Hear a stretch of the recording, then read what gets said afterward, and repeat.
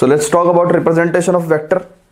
ठीक है, तो मैं बता रहा था कि वेक्टर एक्चुअली क्या है मैथमेटिक्स में। अब जो हम बात करेंगे इस चैप्टर में, पूरे चैप्टर में हम जो बात करने वाले हैं वो वेक्टर क्या होगा, एक डायरेक्टेड लाइन होगी।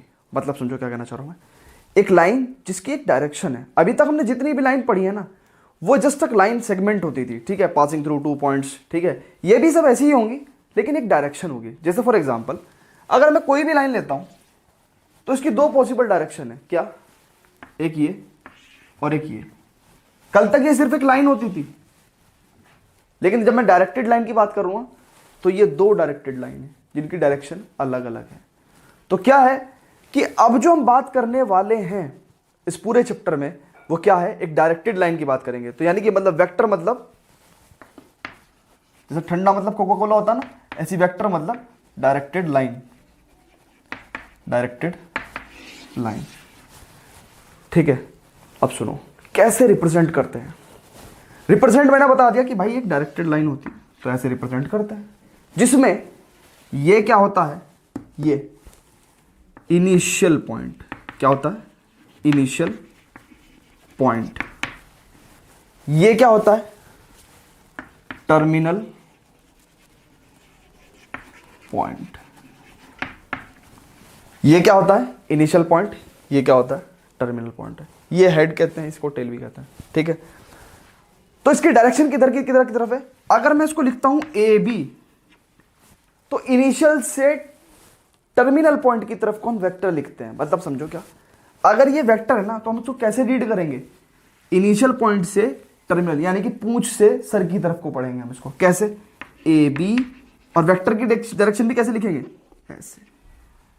तो ऐसे रिप्रेजेंट करते हैं हम इसे, ए बी वेक्टर। ठीक है, ये तो था कैसा नोटेशन कि अगर उसके इनिशियल पॉइंट और टर्मिनल पॉइंट दे रखे हैं, ए बी दे रखा है, तो इस वेक्टर को कैसे रिप्रेजेंट करते हैं, ए बी वेक्टर के थ्रू। ठीक है, ऐसा भी हो सकता है कि हम क्या करें, इन्हें 2 पॉइंट से ना रिप्रेजेंट करके मैग्नीट्यूड से रिप्रेजेंट करते हैं। मतलब समझो क्या कहना चाह रहा हूं मैं। ऐसा भी हो सकता है कि इस सेम वेक्टर को ए वेक्टर कह दें। क्या कहते हैं, ए वेक्टर। इसको हम सिंपल एक 1 अल्फाबेट रिप्रेजेंटेशन से भी हम इसको बता सकते हैं। ठीक है, ए वेक्टर या फिर ऐसे ए बी वेक्टर। तो 2 तरह के हमारे पास रिप्रेजेंटेशन होते हैं। It's not a very big topic जिसमें हम और डिटेल में पढ़ें। ठीक है, क्योंकि ये बहुत ईजी है। मतलब ठीक है, इनिशियल पॉइंट से टर्मिनल पॉइंट की तरफ हम इसको पढ़ते हैं, ए बी वेक्टर। अगर मुझे क्या करना पड़ेगा, अगर मैं बी ए वेक्टर की बात करूं तो बी ए वेक्टर कैसे पढ़ा जाएगा, ऐसे। ठीक है, वो वेक्टर ऐसे होगा, बी ए वेक्टर। इसमें जो टर्मिनल पॉइंट होता है वो टर्मिनल पॉइंट के ऊपर ही आता है। ठीक है, बी ए वेक्टर। तो this is the representation of vector. अब सुनो, अब जैसे ये वेक्टर है, इसमें हमने 2 तरह के रिप्रेजेंटेशन बताए। कौन कौन से, एक तो ये वाला बेसिकली एक ही है, और एक ये वाला, एक ये वाला, एक ये वाला। ये दोनों सेम ही हैं। अब बात करते हैं मैग्नीट्यूड क्या है। मैंने आपको बताया था कि वेक्टर क्वांटिटी में एक क्या होता है, डायरेक्शन होती है, और एक मैग्नीट्यूड होता है। तो डायरेक्शन तो इनमें समय पता चल रही है। अब मैग्नीट्यूड क्या होगा, मैग्नीट्यूड मतलब इस डायरेक्टेड लाइन की लंबाई। तो हमने क्या सीखा नया, magnitude of a vector, magnitude of a vector. Vector क्या था, एक डायरेक्टेड लाइन थी, और डायरेक्टेड लाइन की लंबाई तो length of directed line is magnitude of vector. तो ये जो डायरेक्टेड लाइन है इसकी जो लंबाई है, जो स्केल से हम लंबाई नापेंगे, that is called as magnitude. ठीक है, तो magnitude of a vector that is length of the directed line is called as the magnitude of the vector and is represented and is denoted by what.